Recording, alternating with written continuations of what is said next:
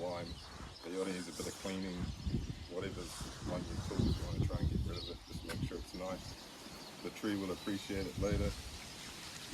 Different trees, different sort of outcomes. So a tree like this, just really just got to ask yourself, what do I want to turn the tree into? Is it here for shelter? Is it here for screening? Is it here for a nice looking tree? So if we're going just for shape here, you know, something like this tree, we go, well, we don't want too much light covering where we're growing stuff, so maybe we might look at reducing it a bit. Or hey, I want it to be a bit flatter, not come over the lawn, you know, that sort of thing. So with this tree, I guess it's more about screening, just having a bit of windbreak and a bit of protection. Trees this size, you can generally be pretty brutal and you won't really do much damage. The smaller the tree, the more careful you want to be, basically.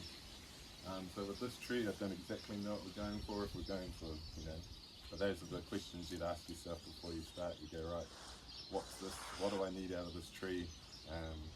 What's it here for? Fruit trees, same thing. With fruit, you're going for fruit, that sort of thing. This one's more about screening, less about shelter. So say if we were gonna, like, in terms of health of the tree, something this size you can cut, basically you can cut as much as you want off, you know what I mean? Even if you cut it to 8 feet, it'll spring away again. If we're just cleaning up around the base, just getting in there with the lawnmower, that sort of thing, it's just a matter of cutting it back and getting access.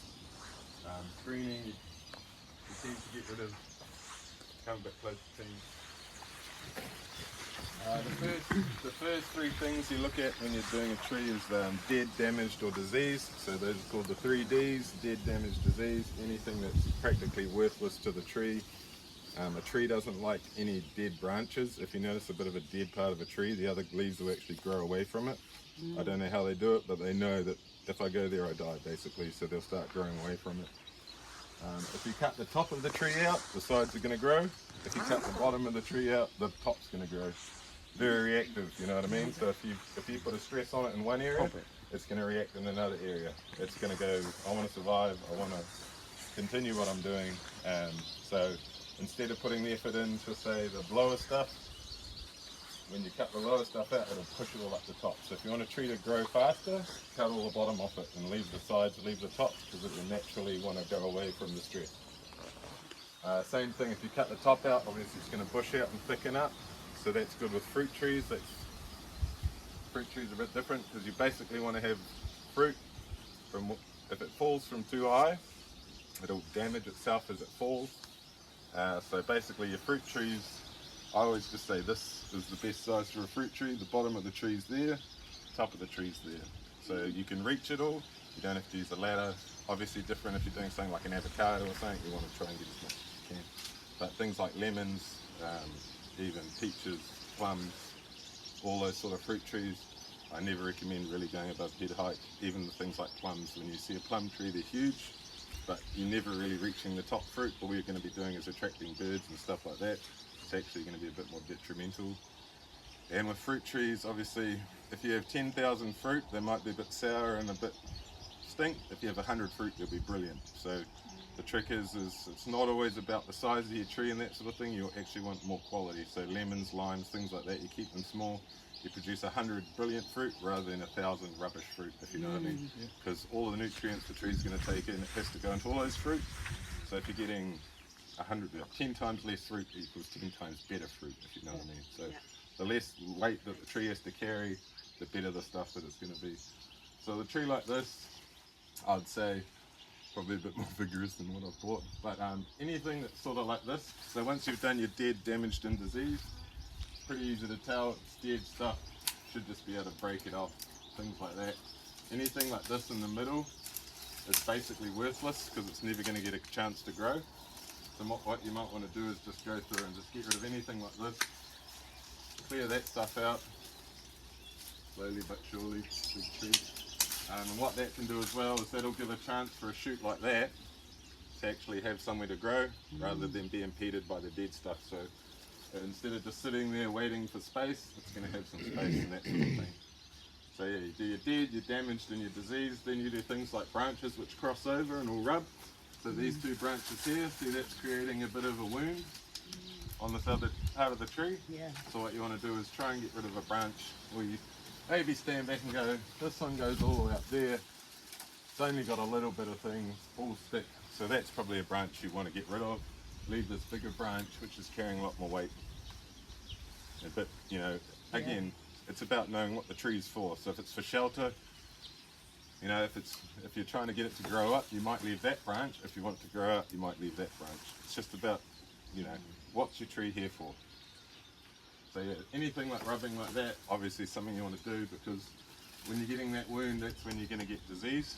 And if you get disease, then that's going to affect that whole part of the tree.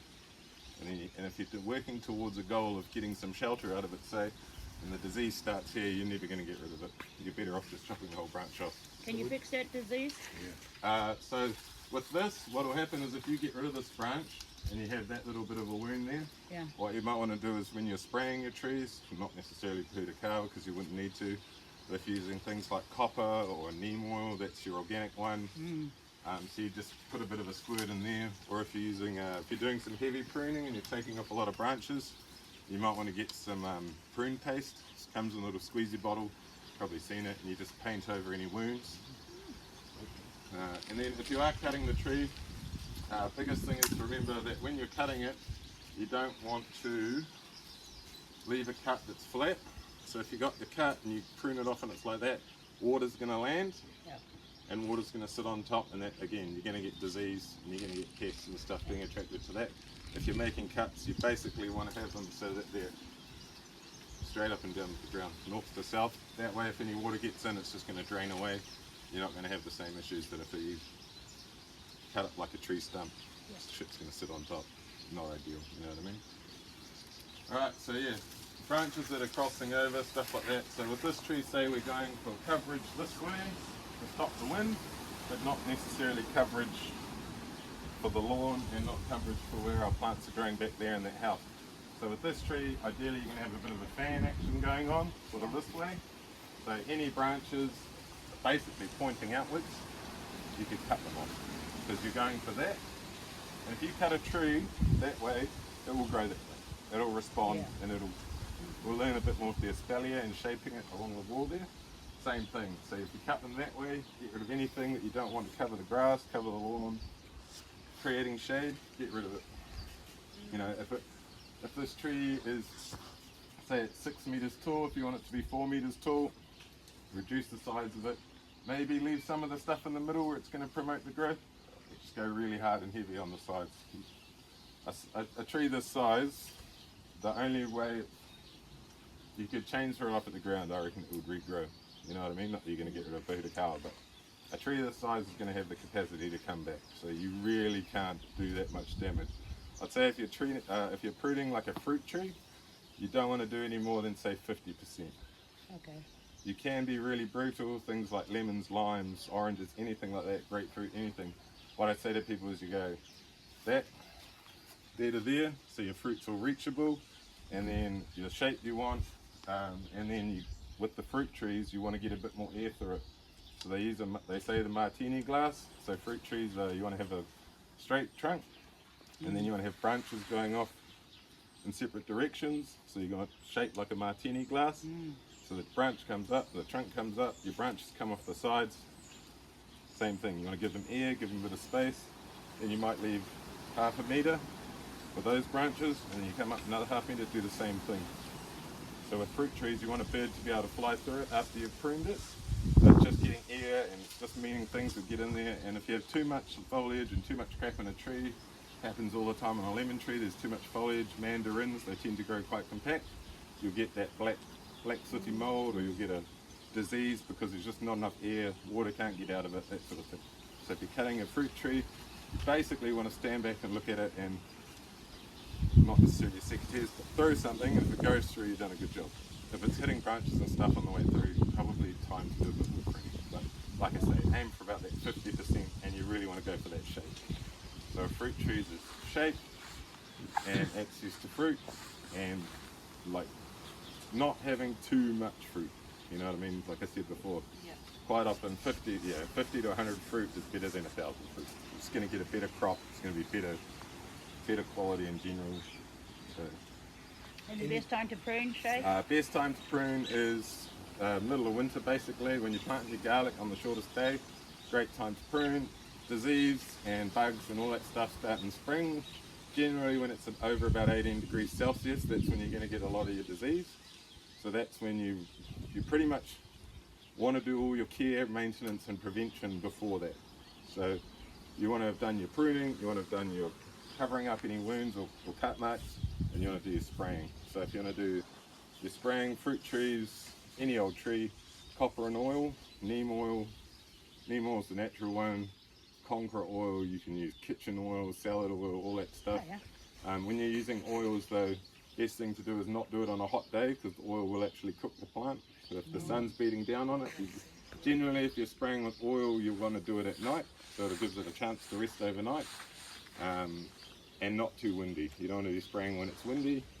If you're just spraying with copper, you can do it in the morning, doesn't matter so much, but same thing, you want to use the weather forecast. Is it going to rain tomorrow? It's probably not a great idea. You know, if it's going to rain this afternoon, I probably wouldn't bother spraying just in case. Just using, you know, if you know it's going to be a stink day, maybe leave it until it finds up. So it's just about, don't waste your time basically. Like an hour spent today saves 2 hours tomorrow, but if you're doing that and then it washes away, you know what I mean? Start again. So if I had a mandarin tree, we've got one around there, I'll show you. Yeah. And it's up there, and I want it down there. Yeah. Would I prune? So just take the top out. Oh, yeah. So if you take the top out, that'll promote side growth. Same thing, so if you take the top and you took the bottom to say a foot off the ground, it's going to put all its energy into that 5 feet of growth and it's going to go like that. Okay. So that's when you're going to get those laterals that are going out to the side and you're going to be able to get that martini shape. When you say take the top off, what do you mean? Oh, so just as high as the tree you want it to be. Take the Say leader you want out. the tree to be up to there and that's the top of the trunk. You just chop the top out Okay. and it's fine. Same thing though, you want to make sure that your cuts are up and down, not flat. So when you're cutting the top of the tree, if it's growing up like that, instead of going flat, you probably just cut the top of the tree like that. So it gives a chance for the water to drain away. Easy. Like basically all trees are the same. They react to the same stimulus. So they don't, if they're getting like a hedge, if you're cutting the top of the hedge all the time, you see very little growth on the top of the hedge and it'll grow up big time sideways. But just, yeah, they do react to that sort of thing. And like I say, you can't, if you take no more than 50% off a tree, should be fine. Even like that bottle brush, an olive tree like that size, you can be brutal. Like, as long as there's a bit of green left, basically, you should be alright. So with the bottom brush, I just go straight, say, Yeah, so- 12 inches from the top. So I'd say across. that'll be a hedge, right? I want that to Yeah. be a hedge. I just want it to block the driveway from the grass. Yeah. So I'd cut the side here. Keep it off the grass. You might just go back a bit lightly like this. You're just taking it back to a line where you want. And remember your line, you're going to get growth. Yeah. So if your line's here, cut behind the line so that when the new growth comes out, it's going to be where you want it. You know what I mean? So you can just, and all you have to do is just keep that line up, and over time, the plant will just naturally, Yeah. it'll do more of this and grow in between. And same thing with the top. Right, it's that. This is the height I want my head, you know? Yeah. So all you do is just come in there and take that bit out. Now, any of this part of the tree that's trying to grow, it's not going to go there, it's going to go up to this stuff. It's going to go out that way. So same thing, this is the height I want. So when that foliage comes through, it's going to be up to here. That's it. So I cut to there, let it regrow this part. But in the meantime, it's going to spend all its energy going that way. When you're pruning, one big thing as well, just naturally throw it in a pile. Alright, so when you're cutting stuff, just chuck it in a pile. Because if you're doing 20, 50, 100 trees, you're going to appreciate the fact that you come back to a pile, not a big spread out thing. You're going to have to use a rake. With something like this and you're making a pile, you can just come along, chuck it in a trailer as you go, because it's all, rather than, you know, it's just going to save you time. Yeah. If you're doing one tree, not so big a deal. If you're doing 100 trees, it'll save a day. You know what I mean? Like at the end of the day, it'll save a day. So the first thing of the tree, what is it for? What am I doing? Why am I cutting this tree, right? So that's what you really got to go through the process of, is go, what's the function? Get in there and go, right, come up with a plan. This is the function, this is what I want. So I want this tree to be shorter and wider. how am I going to do that? Take the top out, take the front out, the sides will grow naturally. You know what I mean? So it's just when you approach the tree, take a minute or two to just think, what do I want? And then that'll make it easier moving forward because you've got a plan, you know where you're going. Easy, right? Yeah. Easy. So same thing, doesn't matter the size of the tree, just use the same thing for every tree basically. Nice. All right, those are big trees. They can feed and grow that's spring. So when you're feeding things, generally around spring, maybe a little bit washed in over summer, but basically spring's the main time that the tree's going to go, right, it's time to fucking go. Yeah. So we're all big people here. here. Yeah, same thing, like if you're doing houseplants, things like that, spring, if you're using sort of like liquid fertilizers and that inside for houseplants, massive waste of time unless it's spring. Maybe a little bit in summer and that sort of thing, but basically in winter trees are dormant, they're just in survival mode. There's the odd one like a camellia tree where they're flowering. There's the odd ones, but generally 90% of nothing's happening in winter. So the tree's basically in stop, so that's why we're pruning, all that sort of thing, reducing the stress and doing that sort of thing because it's dormant, so it's not going to even notice. And then spring comes along, can take off and go again, you know what I mean? So if you're going to cut those trees, you might cut them now. Waste of time feeding a tree like that, basically you could chuck all the feed in the world and it's still going to basically grow the same. It might be another foot, you know, might get a little bit out of it, but things that are going to respond well to food are trees this size, this sort of seedling size, this sort of stuff. That's when you're going to give it. And never use more than what it says on the bag.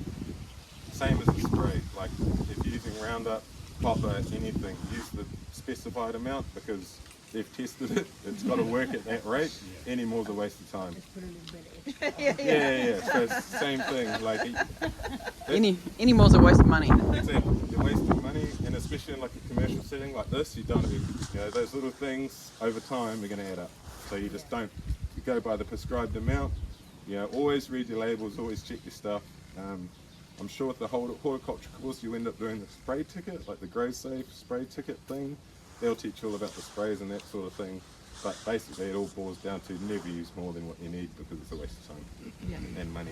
So, and things like a lot of the New Zealand natives, like Comprosma, stuff like this, like it's basically bulletproof in our conditions.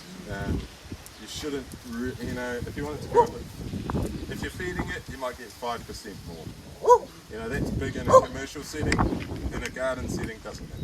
It's just a waste of time. So you might, as you walk past, you might chuck it a few granules like once a year, once every 2 years. That's all you need. But basically, 99% in New Zealand, unless you've got really crap soil, you want to feed it a bit. But basically, any old soil, even out here where it's like Mars and it's sand and it's rock and it's fine. Like you're going to get away with it. But you'd feed them if they're sitting in a pot. Yeah, so small stuff like that. Obviously, the ground has lots of nutrients and space in that. These guys only have a root, you know, these little pots, there's only that much nutrient in it.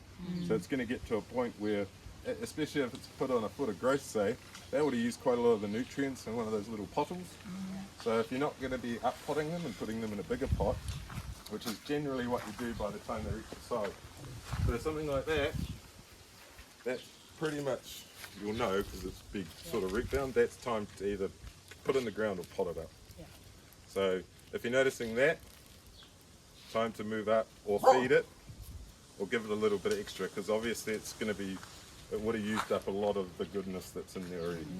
So when the soil gets quite hard and compact, are there things that you can do for that? Yeah, so say with like this, if you're potting it up, what you do is you just tease up the roots, not too vigorous, you don't want to take any roots off, you just want to get a little bit of this stuff and a little bit of new air around these roots. So you just sort of tease it up and then that's when you put it into a new bigger pot, bit more soil, and so that's going to give it a chance to take these and it's going to grow into that new stuff. And then and that's when it's going to respond best to feeding as well because it's got that new space. It's going to go, oh look, time to spread, and if it's got a bit of nutrient and a bit of goodness going with it, it's only going to try even harder, you know what I mean? So when the soil gets a bit crusty and old and stuff like that, basically just time for some newer stuff. You don't want to sort of You don't want to shake off too much of the old dirt and that sort of thing because it'll actually rip off a lot of the roots because it'll be so tight and that in there. All you can do is really just give it that tease and then give it a chance to make some newer, fresher roots. And remember, this plant is relying on that root ball, which is basically right here, to keep itself upright, to stop it from the wind, things like that. So you don't want to do too much damage around the base of a plant. Best way to recognise what size the plant pot needs to be in, basically look at the size of it on top, like a circle. That should be the same circle as the pot. So this one, the pot should probably be maybe a little bit bigger than this, basically to that sort of size. It's gonna, Like a 10 that litre. way anything dripping off, water, things like that, are going to drip into the pot and not down to the slope. And nothing wrong with that. I'd worry about that going into summer. It's going to dry out really quickly, any heat around there, and then it's going to start burning your roots. And then when you put that in the ground, all this nice fresh growth on these roots, this nice white stuff, that's going to all be frizzed and fried from the heat, so it's not going to respond well. So if you put it in the ground, it might take 18 months to come back, whereas if you pop that up and then put it in the ground and it's had a chance for that new growth, as soon as you put it in the ground, it's just going to carry on. You know what I mean? So it's give plants a bit of love and they will respond. Any point in putting rooting hormone or anything like that? So yeah, one big thing, if you're going to do cuttings, basically half the plants out there, you can basically just cut a bit off. Same thing, you want to use a bit of an angle when you cut. In fact, the sharper the angle, the better, because it's sort of got more of that fleshy stuff, which is going to create the roots anyway. Like I said earlier, best thing to do is actually get a big trough of water or a bucket of water, dunk the whole plant, take that whole branch and get it underwater, and do your cutting underwater so that there's no air getting into it, because the only thing that will stop a plant taking is when air gets onto that, it basically has a reaction and starts going crusty. Like if you cut that off, yeah, it's a wound. So if you cut that off, that plant will work on that, covering that over. Same concept when you're taking and cutting. The plant will be working against you if you don't do a good cut and there's air on it, because it'll actually be working to cover it up rather than get new growth. So yeah, dunking underwater. As soon as it comes out of the water, try and keep a bead of water on it almost, and then dunk in your rooting hormone, then into the ground, and you want to be using like as much sand as possible, basically. Probably up to 90% sand. Really? Because the plant isn't in the process of sucking anything up to grow. It's in the plant, it's in its thing, it's just trying to survive and get some more root and get some traction going and growing again. So it's not so much about the nutrients in the soil at that stage, it's about having a free draining soil and sand, where the notion of water going through will drag the roots down with it. Good one is like the Maramataka app, like your moon phases. So if you've got the Maramataka app, that'll tell you what's a good time and things like that. Basically, the easiest way to remember is when it's a full moon, things are going towards the full moon. And when there's no moon, they're going towards the ground, because the moon's basically over there. So energy up is a good time for feeding, things like that. It's going to suck everything up. When you're pruning and propagating, you want a no moon. When you're doing pruning, because basically you want energy down, not up and out in your cuts. When you're planting, you want energy down, so the root's going to go down. But basically, anytime 3-4 days after a full moon, you can do all of those jobs because the energy's going down. So you can do that stuff. You don't want to be doing it after a new moon when the energy's coming up, so you're going to work against yourself. Basically, every culture in the world uses the Maramataka in some form or another to do with moon planting. It's just energy, all that sort of thing. You take it. Well, that's it as well. Yeah, exactly. So, it's, So cute. If it can shift the tide, it can shift the crap in the inside of the plant. You know what I mean? So that's the way I look at it. Just try and use that. It doesn't necessarily have to be the be-all and end-all. That is a general rule of thumb. You know, it's a good little app for New Zealand Maramataka. I use it for fishing, things like that. Same concepts. Just basically keep an eye on it. Plan your months out. If you're doing something one year, don't necessarily write it on the calendar for the same date next year, because the moon phase will be different. What you want to do is, if you're keeping notes and you're doing garden notes and things like that, just go, right, today was last quarter moon, and then you go to your month planner for the next year and you go last quarter whatever date that falls in that month, not necessarily the same date. So you sort of line things up like that. And again, much of a muchness. If you're doing tens of thousands of plants, you just do it. If you're doing 10, you probably just want to aim for that date, you know, and use that sort of thing with you rather than having it work against you. Yeah. You know, same thing. If you save an hour today, you're doing an hour today saves 2 hours tomorrow. This tree here, what we're trying to do here is espalier. So espalier is just a fancy French term for like growing a form against something else.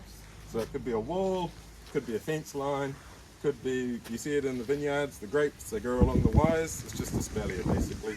What you're doing is just training a tree to the shape you want.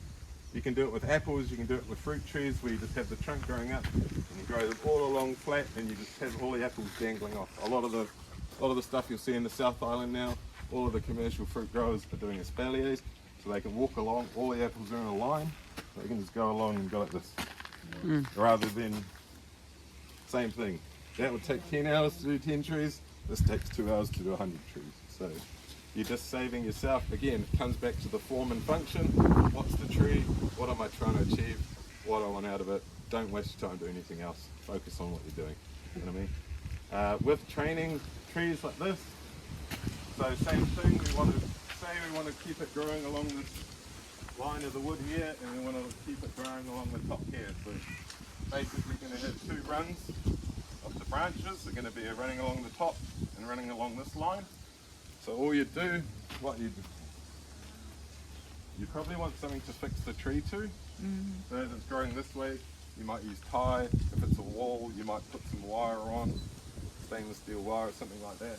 Even old like hemp, things like that, you can grow along the hemp rod. As long as it's going to something to grab, it can grow along. So you might use that wire with a bit of tie. So what you do, you're going to find a nice branch. See this part of the tree.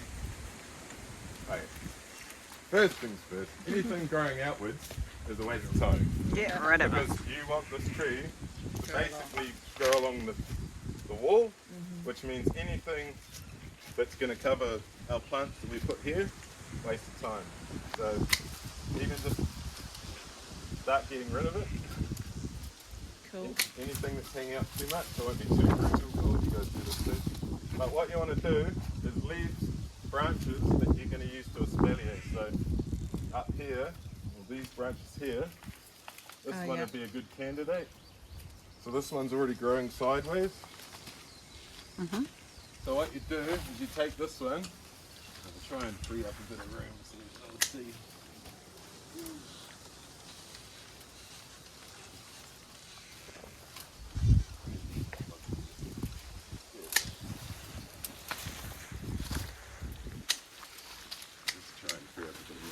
So say we've decided this branch, it's on that level. So this big one here, as brutal as it is, this whole branch here, I don't know if you can see, I'll just Needs to go. But all of this is growing straight out.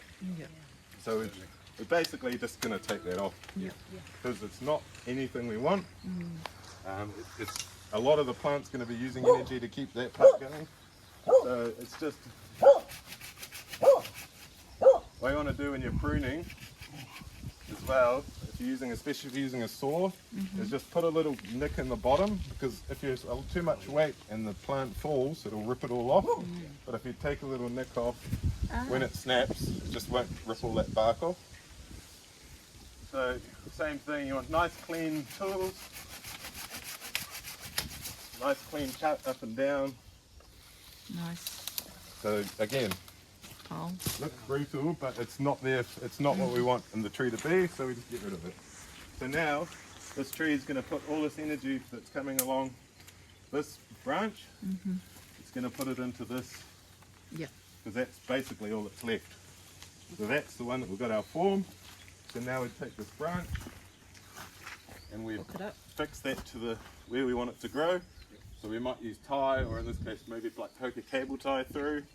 Not too tight, just sort of, you want it to be held in place, but you don't want it to be sort of pressing against it. You want it that if there's a bit of wind or a bit of movement, there's still a little bit of give. Because eventually this stuff will turn into that big thick branch, as long as it's in the right place, it's not going to be a big issue, you know what I mean? Whereas if it's too tight, you're going to get disease, and it's going to rub, and you're going to get the disease in it, and then that's when you're going to get the disease. And once you got disease, basically, it's really, really hard to get rid of stuff. Like if you're getting black spot on a plant, there's no way to actually cure it.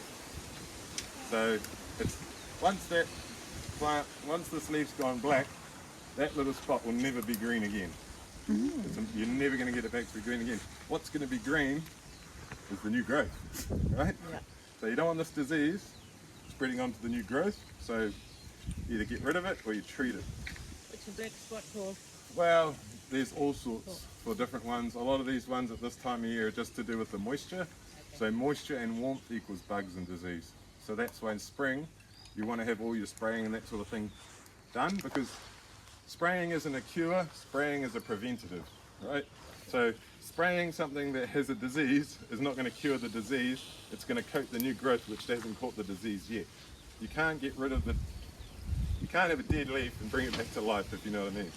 So what you're doing by spraying is actually preventing disease, you're preventing damage, you're preventing infection, because you're never going to reverse it. So that's why you do it all sort of before that spring. Maybe as spring comes on and you're noticing new growth, especially on the fruit trees, when they're getting flowers, that's when you want to be spraying, because that's when it's going to do its job. If you leave the flowers too long and the moths put all their little larvae into the flowers, that's when you're going to get like worms and shit in your mandarins and in your fruit and your apples and all that sort of stuff. So the preventative spray is the preventative, it's not the cure. So whenever you're doing things like that, just remember that. You're not going to remedy something, you're preventing it from happening in the first place. Again, you can have a healthy tree, still spray it with your copper oil, because you're preventing the disease coming. You know, so these commercial growers have mint as trees, everything's mint, because they keep on top of all that stuff. The pests and disease just never have a chance to get involved. So that's the biggest thing to remember, is when you're spraying fruit trees and things like that, prevention, not curing. So same thing, so you've gone, right, that's that branch. This other one's sort of starting to cross over everything, and what we want is just that one branch to carry on and be our main branch. Anything else like this in the meantime, anything else that's growing up and crossing over, Take out. we're just going to get rid of it, because what's going to happen is when we get this tree, say we want it to stop here on this post, you'd get that, you'd grow that along there, and you'd basically take everything off until it gets to there, and then you do the same as the tree. You cut the end off and it goes whoom. It will all push out along there, so you're no longer wanting it to go that way. Trim the end off, and that's when it will start regrowing along there. So our function for this tree is we want it formed and shaped. Bad news is probably going to take about 3 years. You know what I mean? But at the end goal, this thing will be grown all the way along the wall, full coverage, all of these little branches and frilly bits will fill up the centres, and you'll have a nice tree. Nice. It looks shite in the meantime, you know what I mean? But again, Yeah. the function isn't a pretty looking tree, the function is shade, the function is blocking the wind, the function is that, so we're working towards it. It might not be tomorrow, but it's coming. It's the future, right? Exactly, so what you're doing, so with something like this, especially now you're going, right, I want this, now's the best time. You can basically be as brutal as you like, Yeah. take everything out. You might say, look, this branch here, that's tracking up to this part up here, so what I'll do is I'll get rid of this part.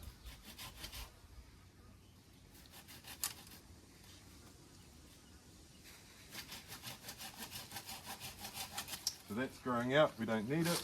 This stuff's now all going up here. Trim all this stuff, anything that's poking out. Any of this stuff that's poking out, get rid of it.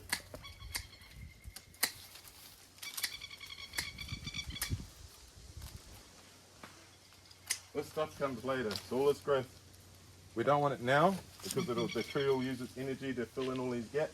We want the tree to grow that way till it reaches there, then we want to stop it, and then we want it to fill in the gaps. So just don't worry about any of this foliage in the middle. Like I say, look stink for a while, but in the end, we're going to get the result. So even stuff like this is growing out too much. But that one's It's on the right track. It's alright, there's a bit of a curve in it, a bit of character, but basically we're going to focus all our energy on that branch now. So we're going to get rid of everything else. Anything like this sitting in a tree, see it's starting to create a bit of a wet stain. Same thing, that's when you're going to get disease and stuff. So this will actually give it a good chance to air out, a bit more sun on it, take care of any of that stuff. So again, we're just getting rid of anything we don't want. We tie that off to that, and it trains. Right, we go, right, next one. Next one, I want, careful. So this one, some of these branches look good. So look, that one's already tracking over there. We'll get rid of that, get rid of that, get rid of that. Okay. So what, we've decided one of these branches is going to be our shape, but everything else,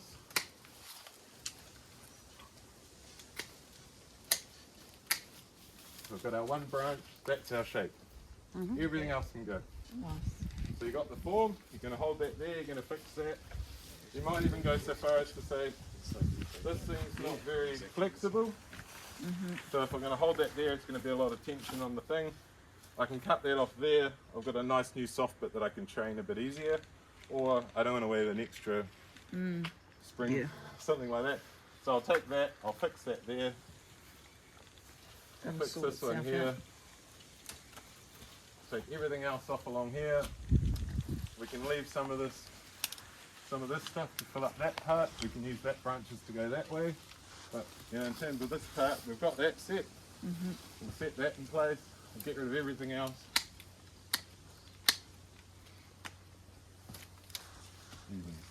The ones up top that are growing up to that that piece of wood. Yep.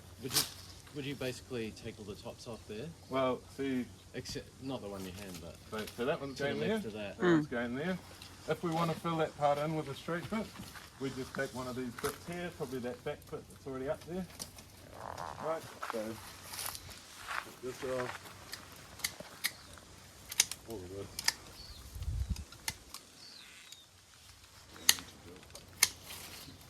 So say we like this one, that's going to cover up this part.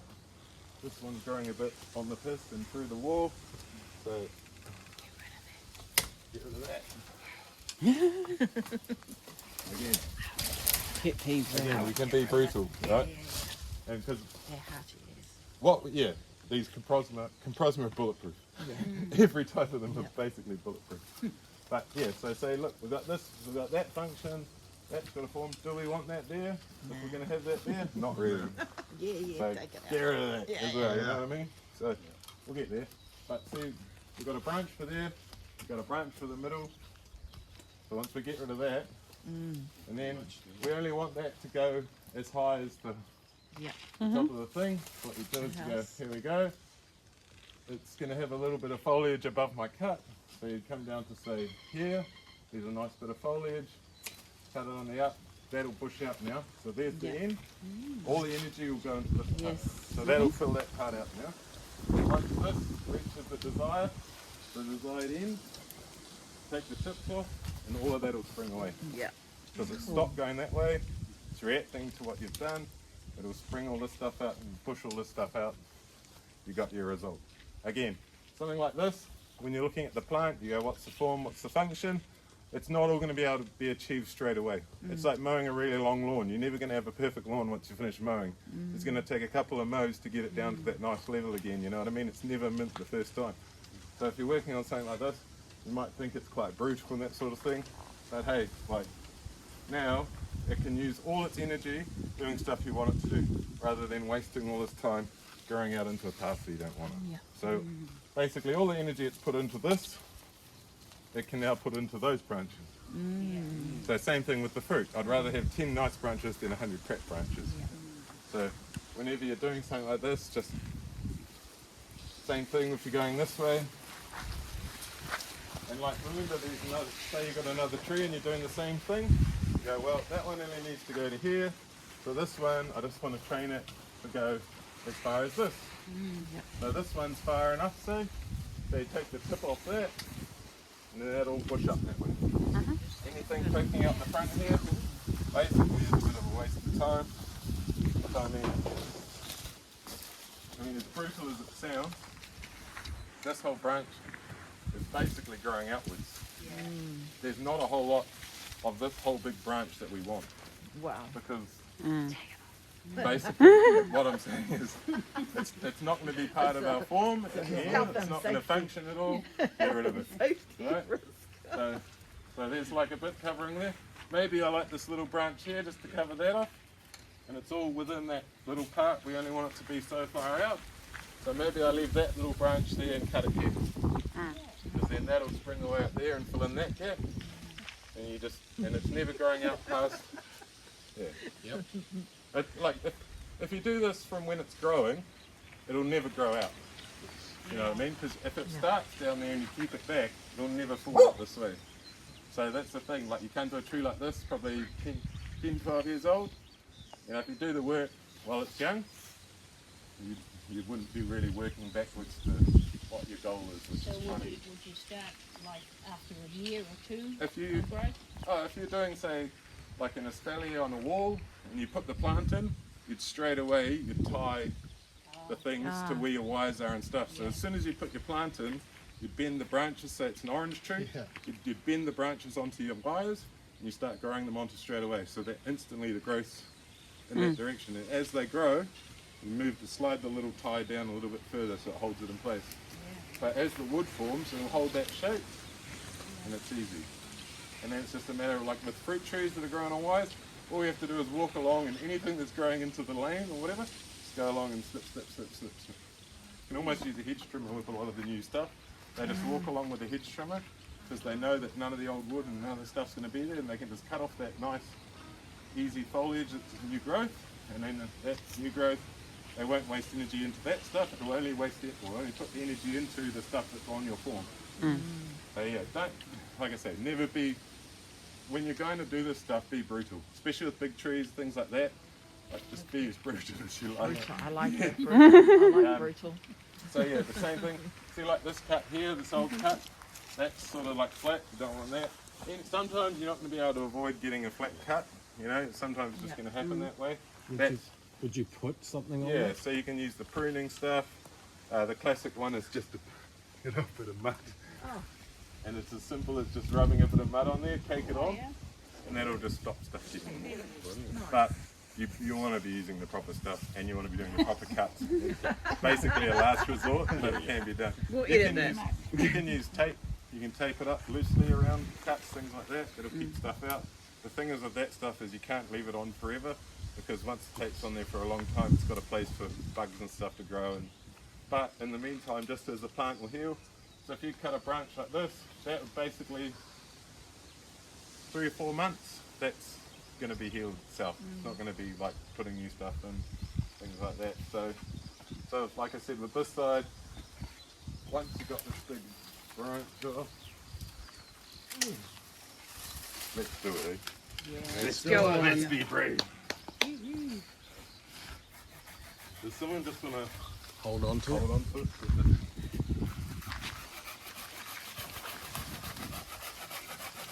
Oh, my poor tree. Karakia. Alright. How many to your tree barn? Wow. So again, this is It looks good though. Yeah, it does. There's a tree there all along. But see, now notice all of this growth and stuff we want. We can get rid of any of this front stuff.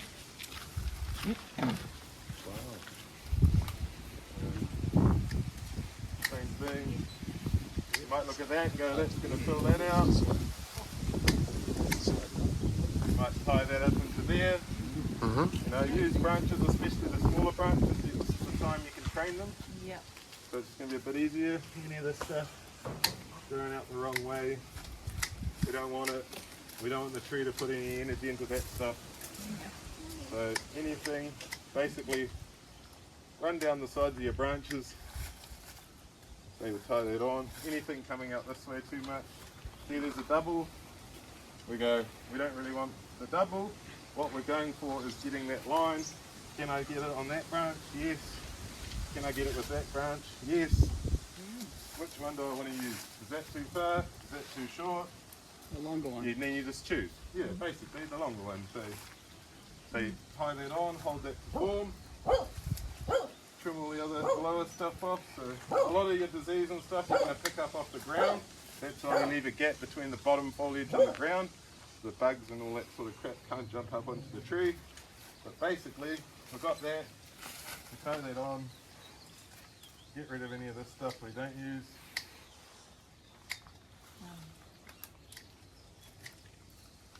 Anything that's preventing you from pulling the shape, so good. That one's good, tie it off.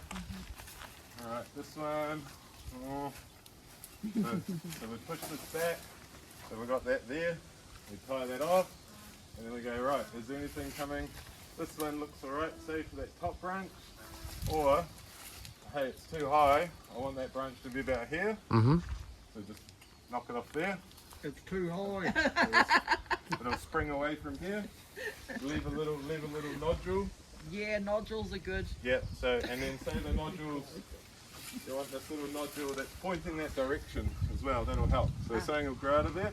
So we've got a nodule here, so what we do is we take that off, get that out, and then when that grows, we're going to start training that shoot. Cool. And then we're going to get that, and then that top, we're not looking for any of that top stuff. It's not giving us Breaking anything. the roof anyway. See you later. You know what I Do you mean? want me to hold it for you? Well, like this is it. Like I say, this thing's old. It looks brutal. But if you start young, you're not pruning this hard. You're not doing this. What we're doing is going along and taking off any of the frilly bits that you have grown into where you don't want them. You're never going to have anything bigger than, say, a finger size coming out. So it's never going to be this bad. This is just like 5 years late, so which is fine. Like I say, like that one there, do the same thing. If you wanted to get rid of that whole side of that tree, chainsaw it, done. It'll come back. Yeah. All this stuff, you want to cut that stuff back, the same thing. Just cut it as hard as you want back, won't affect the other stuff. All it will do will promote that other stuff that's back there to grow again. Because it's like, there's no stress like there is coming from this side, so it'll put all its energy into the parts that aren't getting stressed. And that's welcome to the wonderful world of plants, where they all basically react the same. Like, Can we have a quick look at the mandarin around the corner? yeah, you can do that. So we want to give it a thing. So this is the stuff I'm saying about dead, damaged and diseased. It's got no growth on it, it's all brown. Yeah. Obviously there's a bit of disease in that. Yep. So that's the stuff we're going for when we're looking through dead, damaged and diseased. You can see it in a lot of the citrus trees because it sort of changes colour and goes that whiter colour. So same thing, we're just going through, we're going to shape, cutting that lower stuff off, cutting the higher stuff off, now into the middle, doing your dead, damaged, disease, anything that's crossing over or growing into the plant, we're just going to get rid of. So things, that martini glass I was talking about, so these branches here are at a good level for that sort of shape. So what we're going to do is we're going to go, we like this branch, maybe it's a bit too far out, we like that branch. We don't like that one in the middle, so we can get rid of that one. So now between that branch there and that branch there, we're going to create a bit more air and a bit more space. So it's going to give everything a bit more of a chance to grow. So there's one level, say. Same thing, you come out along the branch,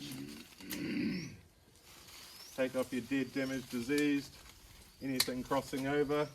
See how this stuff's here, sort of starting to grow up into that next level. It's going to take that off, so our branch has got that martini glass shape, and then we go, right, there's one level, so we're going to build a level around there. Then we're going to create a bit of a gap from that level up to the next level.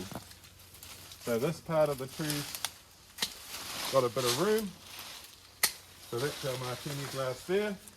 Now we're going to do another martini glass shape up here. So we've got that gap, a bird could fly through basically. We can thin a bit of this stuff out. We don't want things that are touching too much. Again, bit of air, bit of room. If we're trying to reduce it in size, we can just go through and just take it back a bit. just to whatever size you want, you know, especially if you're in a big commercial setting. They only want their plants to be so big. You don't want to be any bigger than, say, if a plant's 2.5 meters tall, you don't really want it to be any wider than 2.5, 3 meters wide. Just a general rule of thumb. Same thing if there's a tree growing next to it. So you've got another mandarin tree there, you want a bit of room.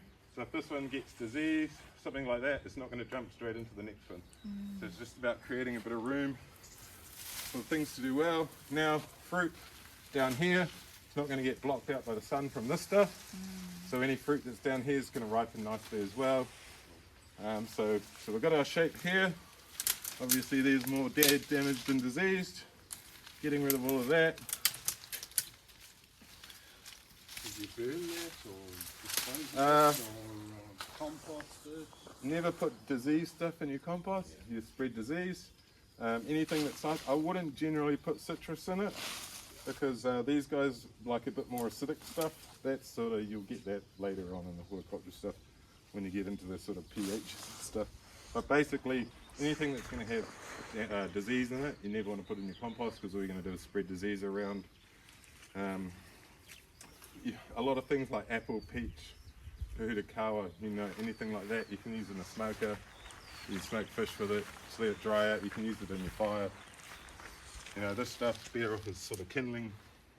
I wouldn't be worried too much. Basically, sticks in your compost as well, they take way too long to break down. Like if you're digging through old compost and there's all these sticks in it, they're just forever. You know, I wouldn't be putting anything brown wood. I wouldn't put in compost. Green wood can go into compost. It's going to break down a bit quicker, but it's still pretty slow. But a little bit of sticks is alright, just keep the air flying in that in your compost. But basically when you go to shovel it out, you're getting all those sticks in it and just not that great. But yeah, so we've got this. So we've got a branch here, hippie.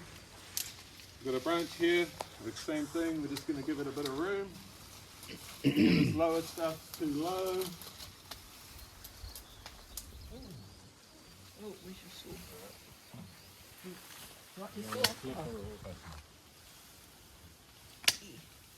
Work on that hand strength. Freaking ouch. Hey, there it is. So here we've got, say this branch here guys, you just come in and have a look, see how it's the shape we want, but we've noticed that it's starting to rub. So we go, right, one's enough, probably the bigger one, so we'll just get rid of that other one.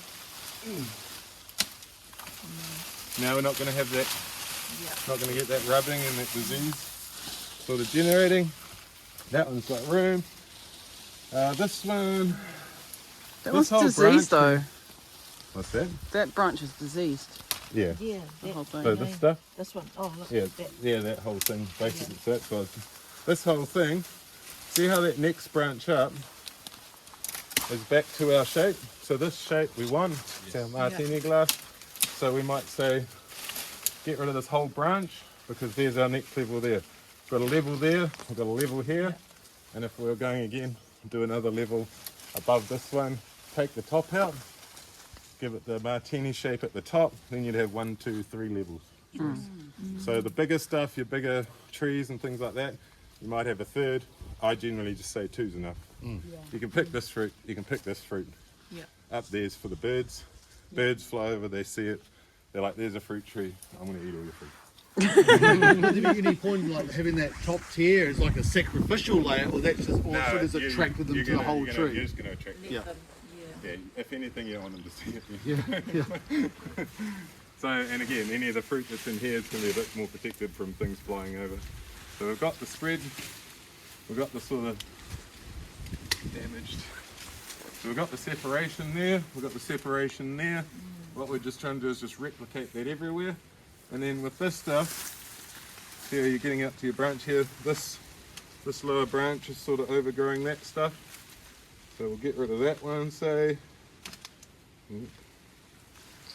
These things not very sharp. They were sharp once. So yeah, so that's just stopping any too much of too much. Just getting giving it a bit of space and a bit of room. Take that Letting it damage get one there. off. Yeah, it's my secateurs. Yeah. Shot. Oh, yeah, so Okay, that, will be. that one's snapped. Get rid of that completely. And again, this is the part where like you can be brutal. This one, generally mandarins, citrus fruit, they'll regrow fruit every year. Plums, peaches and that, use second year wood. So the only difference you do there for things that are like second year fruiters, so plums, peaches, is instead of taking all this new growth off, you might take it to like there, and then that's this year's wood. When it sprouts next year, off this part, the fruit will appear here. So you're getting things like that. You don't want to have this wood back here, you want to have it out here because the fruit's going to be out, you want it out here. So yeah, so you don't want, if you're doing peaches, plums and that sort of thing, you don't even need foliage in the centre, you want it out here where it's going to get the best sun, that sort of thing. But basically this is the thing. So we've got our shape, we've got our form, our function is that it's a fruit tree, so we want air, sun, everything to get through it. Like I said, if you can throw something through it without hitting a branch, you've probably done it the right way. And then yeah, just next year or the year after, so with citrus and that, you probably prune them every 3 to 5 years. Plums and peaches, you're doing sort of 5 to 7, just so you can get a few more seasons off that second year wood. If you come back and you prune this next year, it'd just be a matter of probably taking just little stuff off. If you pruned it the year before, you might do a bit of trimming just to hold the form and the shape you want. Other than that, leave it. Like, if you don't need to, don't. So just leave it a few years, come back to it. All you're going to do is, all that's going to happen is because there's a bit of a gap here, the tree's going to try and grow into it because it's got room again, it's got space. But you just keep that pruned away, keep that pruned back, keep that stuff all nice, and birds will get in there and pick any bugs off. The air and the sun will get in there and wash any of that sooty disease off. Nice. Easy. Cool. And like I say, same thing for basically every type of fruit tree. Exactly the same. So you're just going for that shape and the functionality, and then dead, damaged, diseased, crossing over bits, and then it's just like stand back and go, you know, is that branch got a bit much? You know, you might want to thin it out. You might take, say, a bit of there. Doesn't, you know, like, if you've been really brutal on the rest of the tree, I wouldn't do too much of this trimming around the edges. But if you're just sort of doing a bit of a tidy up and that sort of thing and shaping it, you might just come along and, you know, this stuff is eventually going to come up this way, so you might sacrifice that bit. Basically, that's good to go. You know what I mean? So we just keep the separation. Anything that's starting here, anything that's rubbing, you know, this might be rubbing that, might get rid of that. You get, like, you can prune it down all night. The biggest thing is once they're like that comprosma there, once you got the shape, easy. So if you're going to a tree that's never been pruned, brutal as. If you're coming back year after year, it's just about being gentle and holding the shape to get that function. But and then the other thing is just nice sharp tools, so you're not creating little. So how do you sharpen them? These are crusty warehouse jobby.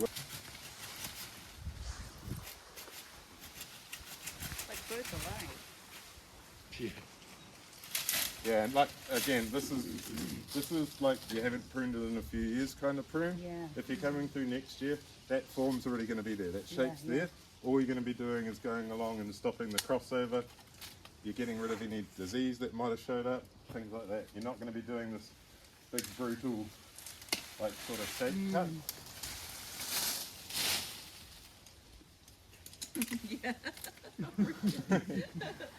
Doing some loppers or Yeah. Grab it. but at least there's leverage. Yeah, that's right. It even looks happier. Yeah, it does. So it's got It there. does. It's like a Springing sigh of up. relief. Even the ropes like slackened off. Slacking. Yeah. It's like, Oh, yay. yes, too. So again, we Yeah, like less this branch, that's our branch. This one's starting to cross into it. So we might just get rid of a bit of this stuff. You don't want that rubbing happening. Maybe even a bit more, stay there. So the And then height this should be one, so equal we to just this. go, Okay. which branch do we like? Probably that top one more than the bottom one, because there's something under here. So we'll get with that. Is that the one we're taking the whole branch? Oh, the dead bit. That was. Right down To there. be fair, there's disease and death They all the took way a real down there big too. load off the trunk. That's one we're sawing off, eh? Ah. So yeah, so we've got the Be shape brave, here, be brutal. shape here, yeah, and like this stuff in here, just doing nothing. So you're getting space. There's sort of that. You're getting separation there, separation. See, like we got that branch there, so maybe we get rid of that one. So there's that one there. Be interesting, Sana, to see if you notice a bit of a quality change in the fruit.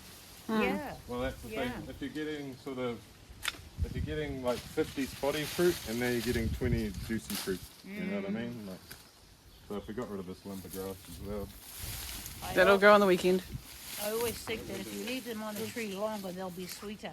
No, not necessarily. Yeah. Like, lots of sun. The only thing that really sweetens your fruit is lots of sun, and like you give it a bit of potassium. So when Oh, yeah. things are fruiting, you just feed it a bit of sulfate of potash. Like, so potassium's your fruit stuff, nitrogen's your growth stuff, and phosphorus is your foliage stuff. So when you have an NPK, that's nitrogen, phosphorus, and potassium. So if you're fruiting, you use a high potassium. If you're growing, you use a high nitrogen. So it's like 99% of garden products will be something along the lines of NPK with a certain amount of Yeah. each. Yeah. Different thing for different stages of the tree. So yeah, basically, if this was in a commercial place, and if you go around the back there and you see that damage down the bottom, there's a bit of disease and scarring just on that back side, that would just be gone. Yeah. You just get rid of it. Take the whole thing. Just get rid of the whole thing. If it's in a home situation and you're getting a bit of fruit off, it's fine, but all of this damage and scarring, you don't fix that. You can't fix something that's dead and damaged. You'll never fix it. You won't fix, like you don't fix a dead leaf. And it's on the trunk. Once it's dead and it's done, you can't bring it back to a green leaf. All you're going to get is new green leaves to replace the old dead stuff. So yeah, commercial setting, that whole tree would just be gone and be burned and get rid of any trace of that. See, it's funny, these new ones that are coming Exactly. out, once fruiting, you can get rid of that dead, Exactly. knowing that you've got a sore fruit. And you go, look, I want my mandarin tree here, cool. Get rid of this one, pull it all out, make sure there's no root disease and things like that. So if you're digging out roots and there's white stuff, Phlotophora and things like that, you're going to get disease in the roots. If you get that, you want to get rid of all of the dirt that's there and put in some nice new stuff so you're not just spreading disease around the place. This sort of stuff, when you're putting, oh, see that? I pulled that off, and then 100 little ants and bugs were living under there. So things like this, under the rope, that's where things are going to live. So even if you just get out and move them around every once in a while, Yeah. give them a squirt of dishwashing liquid or anything, you know, natural stuff if you want to be natural, chemical stuff if you want to fix it.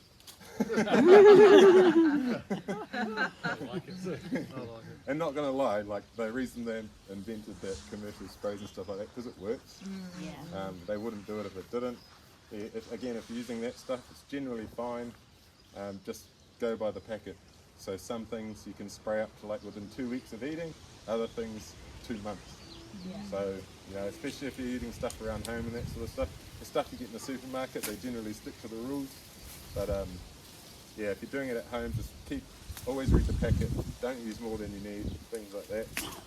But yeah, this is basically what you want to do. And like I say, Nice. you're not going to be doing this, like we've trimmed this, that would be like, if you left it for 5 years, you might take half as much off then. Because we've just taken so much off, basically because the tree's old, Yeah. but now it's got a new chance. So everything's got its own space, got lots of air, lots of sun shining through. So the sun can shine through here and still reach those things. Yeah, So yeah. even if the sun's over here, the fruit over there are ripening. Yeah. If you have too much foliage here, basically that's in the shadow all day and you're going to have green fruit forever. So yeah, we've given it a bit of love. Yeah. Going into spring, feeding our fruit trees. Again, citrus funny because they sort of they're sort of like a late winter or early winter flowering and fruiting. So, but again, spring for most trees is the time to feed them. So with this one, give it a bit of love, give it a spray with copper and oil, give it a bit of feed in the springtime, let a sort of bit of feed wash in. When you're using stuff like the worm pea, like worm castings, just like small bits often is better than a lot in one time. So if you can, if you're watering something with the worm casting and the peas, sort of give them a, say like a saucer or like a cup, like a teacup worth in a whole watering can, is better than half a litre of the worm casting stuff once. You're better off giving it, drip feeding it, because then those roots will start taking it up rather than it all going in at once. It will only take up a little bit and the rest will just wash away. So again, when you're feeding it, it's tempting. You think you're giving it more love by giving it an extra handful. It's basically a waste of time because the tree can only suck up so much anyway. So again, you just stick to the packet, stick to whatever the recommended guide is. Yeah. And if we're going to give this even more love, we might just get rid of some of this tea tree, this cabbage tree, just so that it gives it a bit more. Because basically this tree's not going to grow this way because this is here. So if we got rid of a few of these limbs off the cabbage tree, this one would grow a bit more up here, and we might start seeing a bit more of a getting our shape of the tree over this side as well. Give it more balance too, so she's not leaning over. Well, that too. The main reason it's growing out that way is just because it's getting covered. If this was in a paddock or a commercial situation, there'd be rows on each side and it would just naturally grow both ways anyway. The only reason this is doing that is because it's trying to fight that. But yeah, but easy, really. And like I say, all trees are the same. Wow. That looks good. Yeah, and like I say, like even this stuff that's sort of dangling down from one level to the next, you want definite clearance, you know, so chucking something through. So yeah, any of this lower stuff here, just so it's not rubbing, nice breezy bit of air. It's Notice awesome. Awesome, Shay. Wonderful, thank you. Clearly separated the tears. Yeah, so tears